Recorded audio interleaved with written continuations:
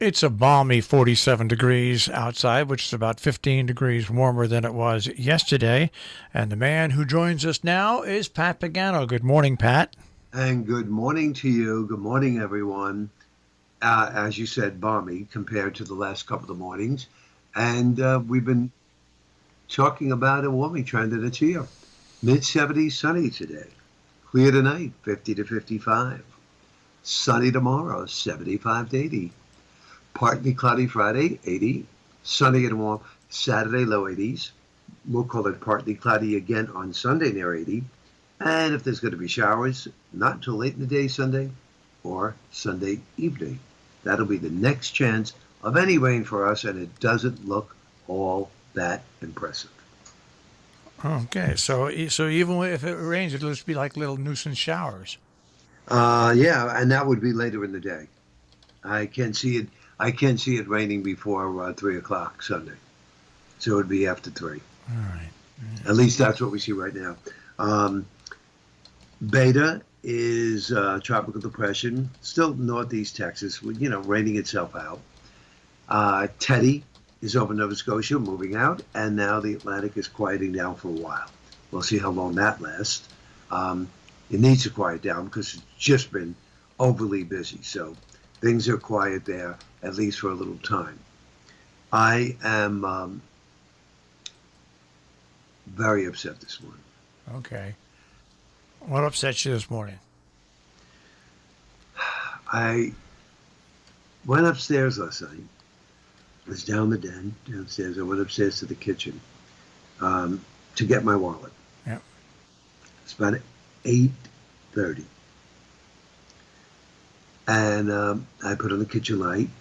Shirley was with me. She was like basically in the dining room, which is dividing between the kitchen and okay, so Shirley was with me. And out of the corner of my eye, I thought I saw something near the stove. Our stove, by the way, is black. Yeah. Thought I saw something. And then I looked away and I looked back and I saw something on the far end of the kitchen run underneath the baseboard, across the entire baseboard of the kitchen. Mouse. And I think it's a mouse. Could it be a chipmunk? It was dark brown. And it ran so fast. Well, I can't tell you. Number one, I left the kitchen immediately and went back downstairs. I am just very upset. We're in this house 4.5 years. I have never seen anything like that. I don't have any traces of anything. So I'm really upset. You know how I feel about, the cabin is one thing. And like you often said to me, Pat, you're in the woods. You have to expect it. I'm not in the woods. And this is bothering me. Now, we do have a exterminator on contract that comes around every 3 months. And what he does, and they do a real good job, they spray around the outside of the house for ants. They always check for termites. And then they spray the backyard and the front yard with a non-toxic flea and tick killer so that it's safe for Shirley. And they do it every 3 months. I'm calling them today, first thing, at 9 o'clock. I will call them and see if I can get the guy down here this morning to see what's going on, because I am sitting in this office right now. I can't tell you how stressed I am. Well, someone just wrote to me that, Pat, it could be a mole. It could be a mole. Really? I don't know about that, but that's what they're saying. I'm saying is you've had work done on your house, though, by contractors. And check and see. They might have left some small kind of space open. You know what I mean? You've had work in the past 4 years that have been done by contractors. Yeah.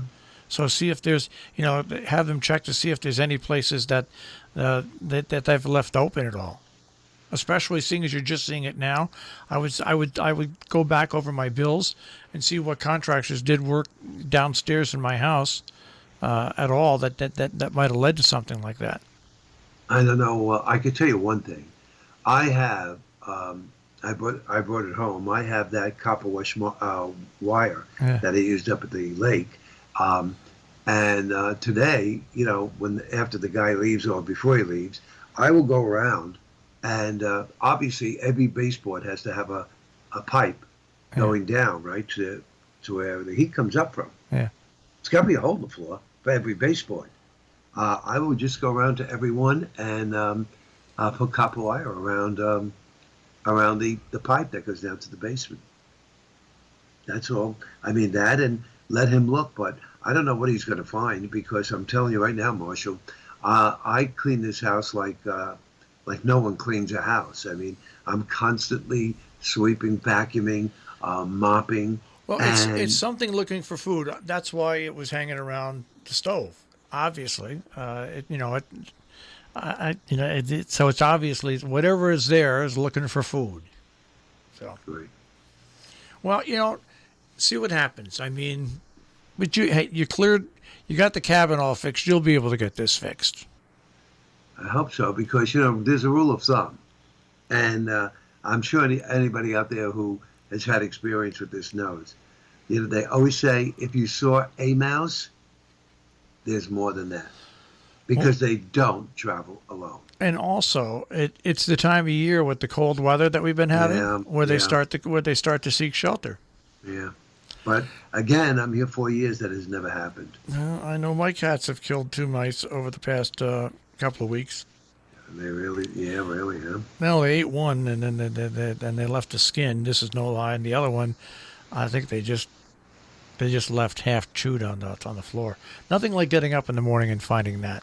Oh my goodness. The only thing that could be worse is stepping on it. But that has never happened. But there's nothing worse than getting up and finding a half mangled mouse on the floor. Oh my goodness. Yeah, I said, and I'm sure had Shirley seen it, Shirley would have been running after it. So I brought her up like about 10 or 15 minutes afterwards, Yeah. and I brought her over because where the baseboard is also where I keep a water bowl. Yeah. So I brought her over there because she usually does go up there and drink a little water. And she went over there and she walked around where her bowl and everything was. And I didn't see her smelling or anything. And she just walked away. Well, Oh, time will tell, Pat. one thing after another, boy. Wow. Anyhow, the director Yeah. of our movies, Mm-hmm. which of course you've seen in many movies, Gary. Wait till you hear this little story, folks. He was in the garden, and this time he wasn't wearing gloves. This goes back a week, and as he was in the garden, he saw a bamboo stub coming up. Yeah. So he figured he'd just pull it out before it grows, because bamboo is very hard to get yeah. bent. Yep. And of course, he felt the pinch in his thumb, and he looked, and he didn't know if it was a stinger or what, but anyhow, he pulled it out. The thumb swelled up. He cannot bend it. He went to urgent care. They told him he has to see a hand specialist. He went to a hand specialist. They put him on antibiotics for 1 week. It has not done a thing. And believe it or not, they feel that there is a little piece of foreign matter in his thumb. Yeah. And they're going to have to do surgery on it tomorrow. Oh, that's He has great. to actually go in for surgery, and they are actually going to put him under anesthesia. That's great. Ladies and gentlemen, just picking up or trying to pull out a bamboo sprout. Wear gloves. Lesson to be learned. Yeah. Yeah. You want to talk about really freak things to me. That's bizarre. Hopefully, it wasn't one of those killer hornets.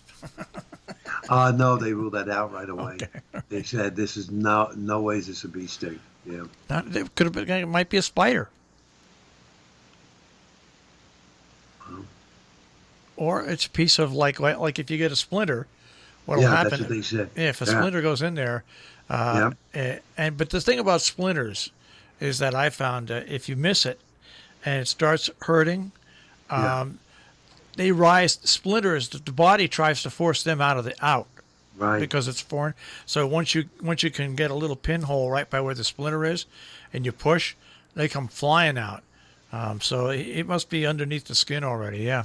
Yeah, yeah. Obviously, for them to have to do surgery on it. But I said, okay, we'll just continue moving right along in this lovely year of 2020.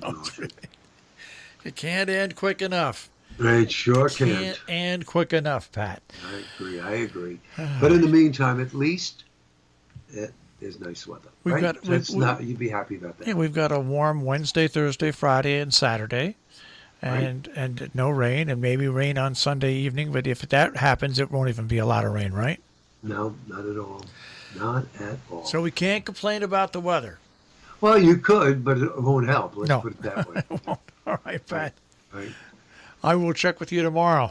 All right, Marcia, you have a nice Wednesday. You too. Take care, Pat. Okay, bye-bye. Pat Pagano this morning in the Weather Center with a check on our tri-state forecast here on Robin Hood Radio.